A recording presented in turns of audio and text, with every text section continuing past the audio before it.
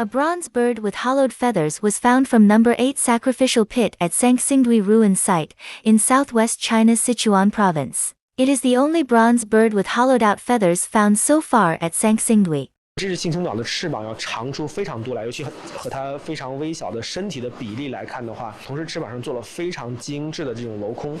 那么这种情况也是比较少见的。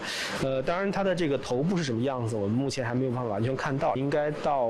8月底将它提取出来，能够完全的看到这件青铜的这个神鸟的样子。 As the excavation of the pit comes to an end, there are still large sacred animals and other national treasures like the tiger-headed bronze long, large bronze ceremonial vessel, and large sacred beast sculptures in the pit. According to the excavation plan, before extracting the large artifacts, the archaeologists need to finish extracting the small-sized artifacts distributed around heavy artifacts. 坑的西部现在相对比较密集，但是应该在9月底到10月初，我们应该能够完成